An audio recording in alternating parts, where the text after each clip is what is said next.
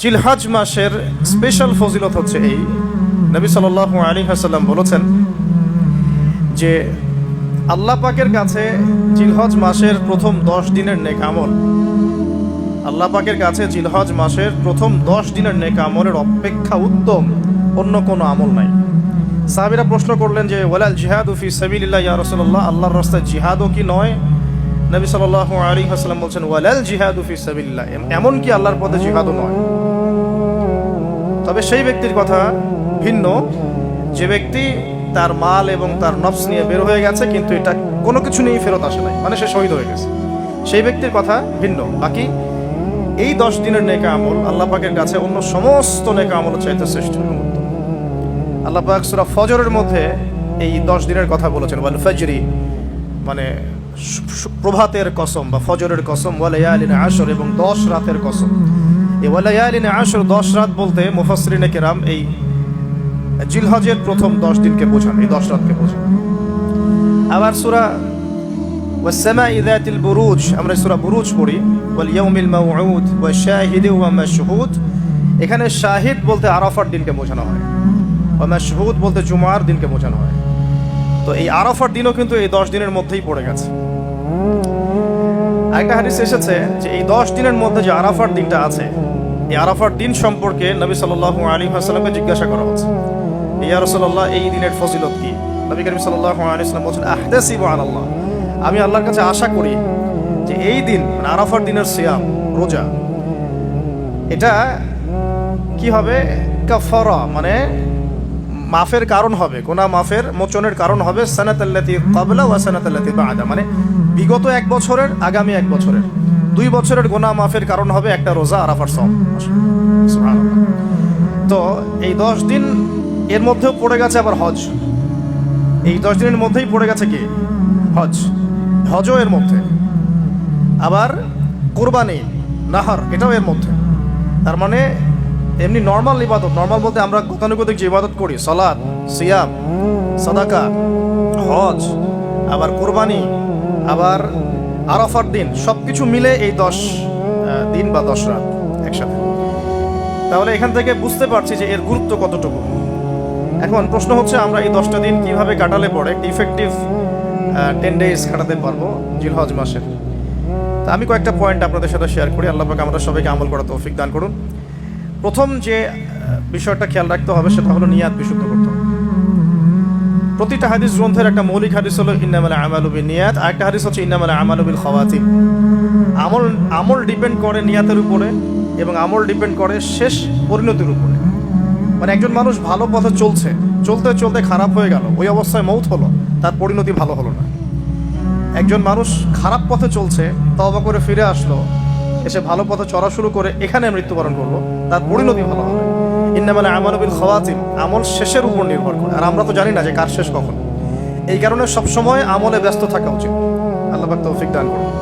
আল্লামা তাকি উসমানী দামাত বারাকাতহু, তার উস্তাদ তাকে বলতেন, তিনি তার কিতাবে লিখেছেন যে আমার উস্তাদ আমাকে বলতেন, আমার শাইখ আমাকে বলতেন যে প্রতিদিন দেহের যেমন খোরাক আছে ঠিক তেমনি প্রতিদিন আত্মার খোরাক জোগাড় করো। প্রতিদিন দেহের খোরাকের জন্য আমরা 5 বার 3 বার 4 বার খাওয়া দাওয়া করি, নাস্তা খাই, সব মিলে 4-5 বার খাওয়া দাওয়া করি, পানি পান করি, ভিটামিন নেই, প্রোটিন নেই, কার্বোহাইড্রেট নেই, মিনারেলস নেই, তাই না?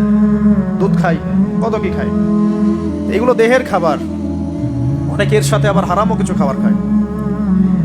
আর রুহের খাবার, প্রতিদিন রুহের খাবার জোগাড় করো। তিনি বলছেন এভাবে যে অন্তত একটা সময় নামাজের পরে, হক ফজরের পরে বা মাগরিবের পরে বা আসরের পরে কিছুক্ষণ ধীর স্থিরভাবে নীরবে বসে থাকো, আল্লাহর জিকির করতে থাকো, কোরআন তেলাওয়াত করতে থাকো, তাসবিহ তাহলিল করতে থাকো, আল্লাহর কাছে দোয়া করতে থাকো, হোক শেষ রাতে বা ফজরের পর বা মাগরিবের পর বা এশার পর, আপনার সুবিধা মতো সময়। ফজরের পর করতে পারলে বেশি ভালো হয়, শেষ রাত্রে করতে পারলে বেশি ভালো হয়। তো তার উস্তাদ তাকে বলতেন এটা হলো আত্মার খোরাক, এর মধ্য দিয়ে আমরা আত্মার খাবার পাই। আত্মা অসুস্থ হয়ে গেলে দেহ সুস্থ থাকে না। আমাদের সমাজে আমরা যারা চলাফেরা করছি আমাদের বেশিরভাগের প্রবলেম একটা, আমাদের আত্মাগুলো দূষিত। এখন আত্মাগুলো দূষিত, এটা আমি 100% গ্যারেন্টি দিয়ে বলতে পারি। আত্মা দূষিত না হলে আমাদের চোখের হেফাজত করা সহজ হতো, আত্মা দূষিত না হলে আমাদেরকে সলাতে আসতে এত বেগ পেতে হতো না। আত্মা দূষিত না হলে সাদাকা জাকাত দিতে মনের মধ্যে এত কণ্ঠতা, কি বলবো, এত মানে কনজাস্টেড ভাবনা চিন্তা আসতো না। আত্মা দূষিত না হলে কিন্তু আমরা আল্লাহ পাকের বিধান পালনে এত যুক্তি বিজ্ঞান দর্শন বুঝতাম না। আমাদের আত্মা কিন্তু অলরেডি করাপ্টেড। তো এটা নিজের বিবেকের সাথে প্রশ্ন করলেই পাওয়া যাবে আয়নার সামনে দাঁড়ালে। তো এই আত্মা এখন বিশুদ্ধ করার জন্য আল্লাহ পাকে মৌসুম কথা দিয়েছে। এই 10 দিন আমরা প্রথম যে কাজটা করতে পারি সেটা হলো নিয়াতটা বিশুদ্ধ করা, যে আমি প্রত্যেকটা কাজ আল্লাহ পাকের সন্তুষ্টির জন্য করছি। এর আগে যারা দিনের পথে চলেছেন, কাজ করেছেন, শ্রম দিয়েছেন, দায়ী ছিলেন, মুহাদ্দিস, মুফতি, মুজাহিদ তারা ছিলেন, তারা একটা বিষয় খুব খেয়াল রাখতেন। অনেকগুলো কিতাব পড়াশোনা করে এই জিনিসটা আমি পেয়েছি, অনেকগুলো কিতাবই আছে। তারা যে কোনো কাজ করার আগে একটু ধীরস্থিরভাবে বসতেন বা 1 মিনিট একটু চিন্তা করতেন, আগে নিয়াতটা খালাস করতেন, আমি এই কাজটা আল্লাহর জন্য করছি। আমরা ব্যস্ততার সাথে অনেক সময় চলাফেরা করে এই নিয়াতটা খালাস করার সময় পাই না।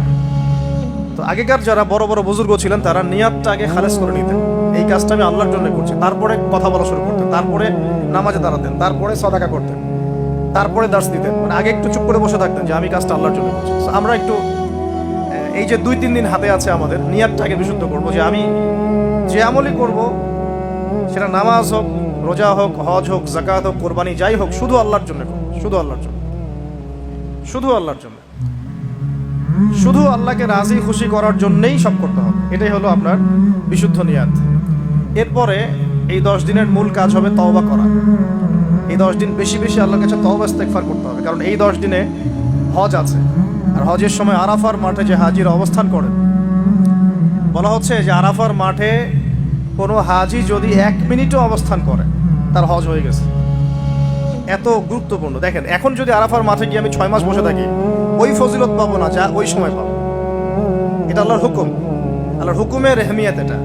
এখন যদি আমি আপনি আরাফার মাঠে বসে থাকি সারাদিন সারা রাত, ওই ফজিলত পাবো না যেটা হজের সময় পাওয়া যাচ্ছে। হজের মাঠে, আরাফার মাঠে যত হাজিরা আসবে, লক্ষ লক্ষ হাজি, তাদেরকে উদ্দেশ্য করে আল্লাহ পাক বলেন, ফেরেশতাদেরকে বলেন, দেখো আমার বান্দারা কি চায়, দেখো ওরা উস্কো খুস্কো চুল নিয়ে এসেছে, ধুলো মলিন হয়ে এসেছে। আরেকটা জায়গা আছে যে ওই দিন আল্লাহ রাব্বুল আলামিন এত অধিক সংখ্যক বান্দাকে জাহান্নাম থেকে মুক্তি দেন যেটা আর কখনো দেন না, এবং ওই দিন শয়তান নিরাশ হয়ে পড়ে। তাহলে এই 10 দিনে আমরা যারা যেতে পারছি না হজে, আমাদের কাজটা তাদের সাথে একাত্মতা পোষণ করে তওবা করতে থাকি। মানে ইউনিটিটা কেন? যেমন ধরুন একটা হাদিস বলি যে আরাফার এই জিলহজ মাসের চাঁদ ওঠার আগেই যারা কুরবানি করতে সক্ষম, আমরা যারা কুরবানি করতে চাই, তাদেরকে নখ, চুল এগুলো কাটতে নিষেধ করা হয়, তাই না? চাঁদ উঠে গেলে নখ, চুল এগুলো কাটতে নিষেধ করা হয়, এর হাদিসেই আছে। আর এর আগে কেটে ফেলতে বলা হয়, যে নখটা আগে কেটে ফেলেন, চুলটা আগে কেটে ফেলেন, দাড়ি আবার কাটতে যায় না, নখ আর চুল।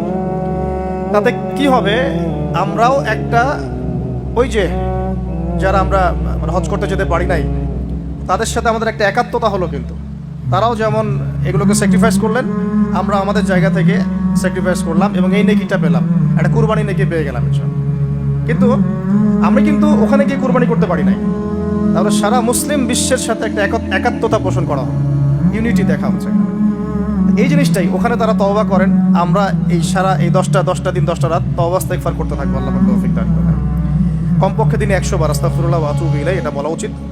এরপর একটা বললাম নিয়াত, এরপরে তওবা। এরপরের কাজটা হচ্ছে, বলে ফেলেছি অলরেডি, যে আমাদের চুল নখ যেগুলো আছে এই 2-3 দিনের মধ্যে কেটে ফেলবে। আগামী সোমবারে কিন্তু শুরু হচ্ছে আমাদের, তাই না? আগামী সোমবারে প্রথম জিলহজ শুরু হচ্ছে। তাহলে যদি সওম রাখতে চান তাহলে রবিবার রাতে সাহারি খেতে হবে। তো চুল নখ এগুলো যা যা আছে অন্য জায়গার পশম, এগুলো উঠিয়ে ফেলতে হবে, কামিয়ে ফেলতে হবে। ইনশাআল্লাহ একটা কুরবানি নাকি পাওয়া যাবে ইনশাআল্লাহ। অল্প একটু আমল করব। আর 4 নাম্বার কাজটা হচ্ছে, এই 10টা দিন একটা ট্রেনিং সেশনের মতো নিয়ে নেই। 10 দিন 5 ওয়াক্ত নামাজটা জামাতে পড়ার চেষ্টা করি ইনশাআল্লাহ। আর যদি কোনো কারণে মিস হয়েও যায়, বাসায় টাইম টু দ্য টাইম পড়তে, অন দ্য টাইম পড়তে হবে, একদম টাইমের মধ্যে, ওয়াক্তের মধ্যে। কোনো কারণে মিস হতে পারে, স্বাভাবিক, মানুষ বিভিন্ন সফরে থাকতে পারেন, প্রতিবন্ধকতা থাকতে পারে, কিন্তু বাসায় পড়লেও ওয়াক্ত মতো পড়ে ফেলতে হবে। মানে এই 10 দিন ট্রেনিং হবে নামাজের, কারণ এই 10 দিনের যে আমলগুলো, এর মধ্যে কিন্তু নামাজ অন্যতম একটা গুরুত্বপূর্ণ আমল। দেখুন, যার নামাজ নাই তার কিন্তু ইসলাম নাই। বাকি আমল অনেক পরের কথা, যার নামাজ নাই তার সাথে ইসলামের কোনো সম্পর্ক নাই। মান তারাকা সালাতান মুতাআম্মিদান ফাকাদ কাফার, কেউ যদি ইচ্ছাকৃতভাবে তার উপর অর্পিত ফরজ নামাজকে ছেড়ে দেয় সে কাফের হয়ে গেল। এটাই সবচেয়ে স্ট্রং ফতোয়া, সবচেয়ে মানে সহজ এবং নরম ফতোয়া দিয়েছেন ইমামে আজম আবু হানিফা রাহিমাহুল্লাহ। তার ফতোয়া সবচেয়ে নরম, বাকিদের আরো অনেক কঠিন।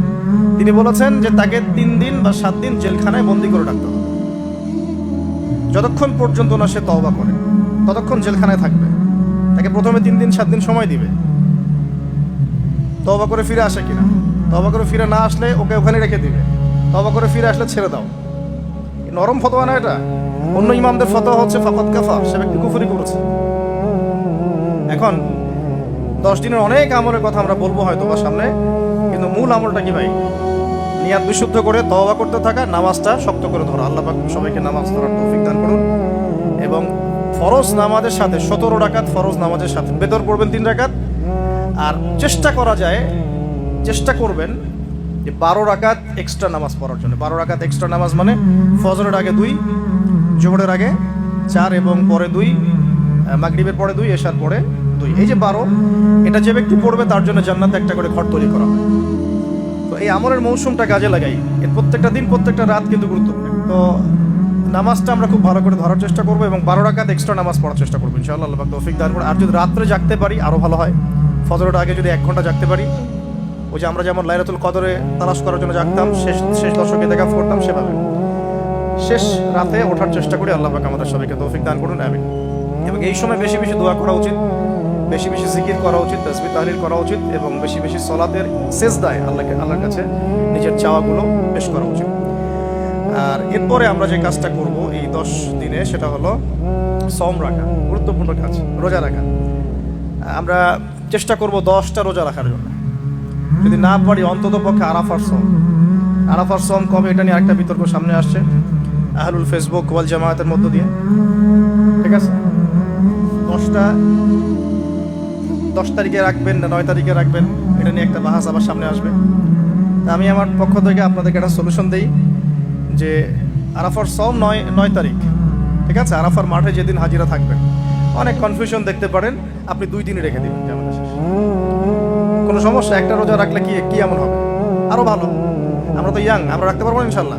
না খেয়েও রাখতে পারবো ইনশাল্লাহ। পানি যদি নাও খেতে পারেন, 1 ঢোক পানি খেয়েছেন সাহারিতে, ওটা দিয়ে রোজা রাখা যাবে না ইনশাল্লাহ। তো আমরা পারবো। আমাদের মনের মধ্যে শয়তান কিছু দুর্বলতা সৃষ্টি করে, আল্লাহর পথে বেরিয়ে গেলেই দেখবেন শক্তি আল্লাহর পক্ষ থেকে আসছে। অনেক সময় অলসতা আসতে পারে যে মনে হয় পারছি না, মনে হয় পারবো না। এইটা যখন নেমে যাবেন দেখবেন পারছেন ইনশাআল্লাহ। তো আমরা সহজ সমাধানে যাই, 2টা রোজে রাখবো ইনশাআল্লাহ। ঠিক আছে, কি হবে তাহলে? আগের 1 বছর, পরের 1 বছর, 2 বছরের গুনাহ মাফ হবে ইনশাআল্লাহ। ঠিক আছে, তো এখন আমরা আরাফার সওম তো আসতে দেরি আছে। আমরা এই 10 দিন যতগুলো করে সম্ভব রোজা রাখার চেষ্টা করি। যেহেতু সোমবারেই শুরু হচ্ছে, সোমবার আবার রোজা রাখা কি সুন্নাহ। সোমবার একটা রাখতে পারি, আবার বৃহস্পতিবার একটা রাখতে পারি, 2টা হয়ে গেল। আবার আরাফার 2টা রাখতে পারি, 4টা হয়ে গেল। অন্তত 4টা 5টা রাখার চেষ্টা করি। আর যারা পারবেন 10টাই রাখার চেষ্টা করেন। আল্লাহ পাক তৌফিক দান করুন, আমিন।